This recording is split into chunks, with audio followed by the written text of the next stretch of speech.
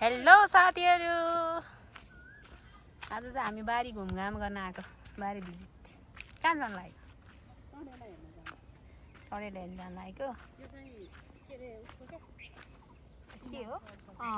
साथीहरु, यो चाहिँ पिनासको औषधि। यो औषधि पिनास भएको मान्छेहरुले चाहिँ हैन, यसको फेदमा अदुवा जस्तो हुन्छ अनि त्यो नाकमा घोरेर हाल्यो भने चाहिँ पिनास निको हुन्छ भनेर चाहिँ हाम्रो आमा बुवाले रोपेर राख्नु भएको। यो चाहिँ हेर्नुहोस्, यसको स्मेलै अर्कै आउँछ। अनि यो चाहिँ हेर्नु त, सुपको साग। सुपको साग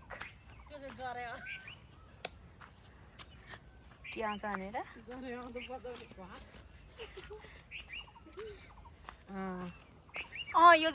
चाहिँ हैन, अनि यो चाहिँ जरै अनि त्यसपछि त्यसले चाहिँ खानेकुरा तरकारीहरू रोपेको खाना आउँछ भनेर अनि यसमा बजायो भने चाहिँ अनि भाग्छ अरे। त्यसमा बजायो भने चाहिँ भनेर चाहिँ त्यस्तो बनाएको अरे भन्छन् हैन। त्यसो भन्नु थियो। तपाईहरुलाई म एउटा चीज देखाउँछु है। यो चाहिँ टिमुर, यसलाई टिमुर भन्छ नि, नेपाली टिमुर। पाते बाँधेर है, भर्खर फल्न लागेछ, फुल फुलिरहनु लाग्छ यसको चाहिँ भर्खरै। यो चाहिँ नेपाली टिमुर हो।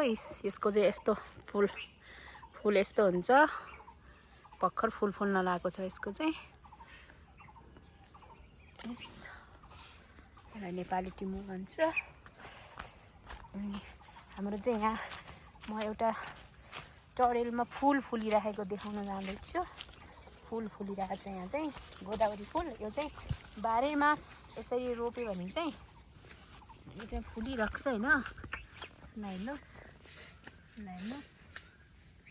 वाउ, हेर्नुहोस्, हेर्न सक्नुहुन्छ। यो सबै फुल हो। यो चाहिँ मेरो दाइ भाउजूले लगाउनु भएको फुल चाहिँ यस्तो गरी फुल चाहिँ यसलाई चाहिँ गोदावरी फुल भन्छ। यसलाई चाहिँ गोदावरी फुल भन्छ। यसलाई चाहिँ वाउ,